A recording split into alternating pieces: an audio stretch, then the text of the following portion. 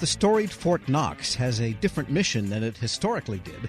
That's because of base realignment and closure commission work in the early 2000s. It still houses gold, sort of, and has a human resources function. My next guest can outline what it does in detail. He's president and CEO of the Knox Regional Development Alliance, Jim Iacocca. Mr. Iacocca, good to have you on. Tom, thank you for having me. Well, tell us about Fort Knox. I mean, everybody knows the gold bullion is stored there, but it's much more than that. But it's different than the missions it had in the 30s, 40s, 50s, 60s. So what goes on there? No, absolutely. And I'm happy to share that. But interesting note, the gold bullion is actually not on Fort Knox. It's right next to Fort Knox in the Federal Depository that shares space. So it's run by the Treasury and not Fort Knox itself. But it's on the grounds. Next to the grounds. Next to the grounds. So it's not within the 109,000 acres. It is not. No, sir. Not part of the 109,000 acres of Fort Knox. That probably happened in 1948 and everyone forgot, right? That's probably a true statement. So Fort Knox has really changed. When it used to be the home of the Armor Center, it was important to the Army as it trained all armor forces in the Army. That's since moved to Fort Moore, formerly Fort Benning, down in Georgia, as you mentioned, under Brack. And so while that was an emotional change for the community, the strategic importance of Fort Knox has grown quite considerably since Brack. So at that time, it was the Armor Center. You had one 2-star general that commanded the installation. Now there are 17 or 18 general officers on the installation, 9 general officer commands, 1 3-star, soon going to 2 3-stars, multiple 2-stars and 1-stars. So what Fort Knox does for the Army is quite incredible. So 5th Corps headquarters is at Fort Knox, one of 4 headquarters in the Army, and they are commanding and controlling all Army forces in Europe. So that's 5th Corps. Then you have Recruiting Command. No soldier comes in the Army anywhere in the world without being influenced by Fort Knox and Recruiting Command. Cadet Command, 75% of the officer corps that comes in the Army comes in through ROTC, and Cadet Command commands all ROTC formations. And then Human Resources Command, global responsibility for the entire soldier life cycle. Then there's 1st Theater Sustainment Command, logistics support to the entire Middle East region, not just for the Army, but for all forces. And then 1st Army Division East, which certifies Guard and Reserve units for their wartime missions for those Guard and Reserve units east of the Mississippi. And then there's 3 reserve units. Army Reserve Aviation Command commands Army Reserve Aviation nationwide out of Fort Knox. Then there's the 100th Division, which is Reserve Professional Development nationwide, and the 84th Training Division, which does unit training on a regional basis. So there's 9 general officer commands right now, where before there was 1 general officer command. And will that change or get maybe more important as the Army moves back to the division structure that it had before the War on Terror, when it went to a brigade kind of emphasis?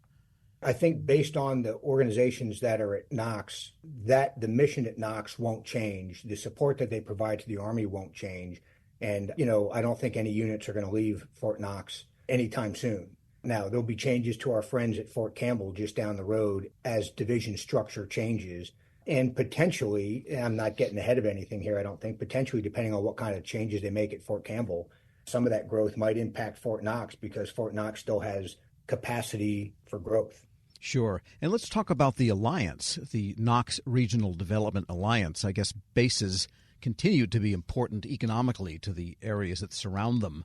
I don't think they all have an alliance. What does the alliance do? How does it benefit Fort Knox, and how does it benefit the area where you are in Kentucky? Sure. So I think most military communities that are serious about their military community and their bases or posts have a military alliance, and we're all part of an umbrella organization called the Association of Defense Communities. But the Knox Regional Development Alliance was actually created decades ago, and it was called the Core Committee when a group of businessmen and women realized the economic importance of Fort Knox to their region and to the economy and their livelihood. So they created this organization. It was a part-time organization then. And then in 2017, they decided, we need to get serious about this. And they created a full-time organization. They named it the Knox Regional Development Alliance. And I was very privileged to be hired as the first full-time president and CEO of the organization. The organization is really founded on 4 main goals, and that is to protect existing missions at Fort Knox right now and advocate for growth at Fort Knox that makes sense for Fort Knox, increase defense contractor spending in the region, create opportunities for the community to partner with the installation and vice versa, and then to do everything we can to take care of soldiers and families as they come into Fort Knox, while they're at Fort Knox, and then as they transition from Fort Knox. We're speaking with Jim Iacocca, president of the Knox Regional Development Alliance. Yeah, that's an important point. You mentioned the interaction with the local community, because when you have a military base in an area, you don't want it to be as if there's a federal prison in the area. The only thing they have in common maybe is a fence or a wall around it. But really, I would think it's healthy for both sides to have a porous kind of relationship where events, interaction, it becomes a normalized part of the community, just like the big box store. You know, I mentioned earlier all those units that are there. What's really interesting about Fort Knox, about 22,000 people that work there, almost half of that workforce is a civilian workforce that lives off the installation. And so people are going on and off the installation all the time to work. They pay taxes in the community where before, soldiers tend not to pay tax in the state that they're working in unless they happen to be residents there. And so what's nice about Fort Knox is, since 9/11, all the posts were closed, but they have a really robust visitors program that you can go get registered. You can register for a year, and then you go on and off the post to use the golf course, to use some of the other facilities that are on the installation. So they really do encourage people to come visit the installation. The installation leadership talks about this all the time, that it's your post. You're a taxpayer. You live in the community. It's your Fort Knox. Come visit it. And so they encourage people to come on the installation. Yeah, and a big one like that's probably just a great place to bicycle through or hike through, I imagine. So there are some great trails on the installation and right off the installation, as a matter of fact. And then there's places to bike. They've started to open more of the roads to biking on the weekends. It's easier on the weekends when there's not so much activity in some of those ranges. And getting to the contracting and economic development side, how do you encourage contracting, and what types of goods and services are generally needed? An arsenal might need something different from a base, and depending on the mission, you may have aircraft, you may have armored artillery, different types of things engender different types of contracting. Sure. So when you look at Fort Knox, obviously it's got its traditional brass cutting contracts, base maintenance contracts, janitorial contracts, and I think that's common to everybody. But what's a little bit different based on the missions at Fort Knox, now before 5th Corps, it was almost all IT based. So a lot of IT contracts. And, now as we're looking at more AI and more bot ability to do some things, that brings some more IT contracts into the region. And so there's a lot of IT contractors and signalers that work there. And then with 5th Corps, did bring in a different piece because of the strategic communication requirements and some of the other things. But really, it's mostly database and IT focused on Fort Knox. And do you have local offices of national types of corporations nearby? Sometimes you see that a lot around bases. The pandemic changed things a little bit. Just about all the big folks that you could name had local offices. Now it seems that most of them are remote, but they all have local partners that have local offices. We have one contractor that has grown from 70 to over 200 employees in the region. They're a local contractor, but they partner with all the big ones.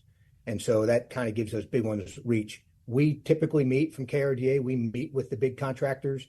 And when they talk about coming in to compete for contracts at Fort Knox, they'll often meet with us and talk with us. And, at the right time, we'll help connect them with the folks on the installation. So someone could have or a company could have a Silicon Valley body of knowledge, but have a really great Kentucky lifestyle if they wanted. And so at one point, there was a lot of that going on pre-pandemic. And then when that went away, and you probably know better than I, that when that happened, hey, we can really hire employees from anywhere as long as they have connectivity. And that kind of did away with that. But there were a couple organizations from the Northeast that were looking at establishing an office, basically a data office here, based on the fact that we are relatively safe from climate impacts, and we have a very stable electrical grid here. And, they were getting walloped in the Virginia Beach area, and they're like, let's look for some other places. So they came to look for us, and we were having conversations with them in the late 19s, early 20s. And then, as you know, the world changed, and they're like, hey, we can still hire Kentucky folks, and we don't have to pay for office space. Yeah, that sounds like a good plan.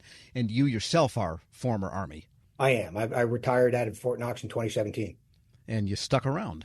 It's a wonderful area, is around Fort Knox and even up in Louisville, and just where you can be and where Kentucky is located. I mean, Kentucky's a nice central location. We can be just about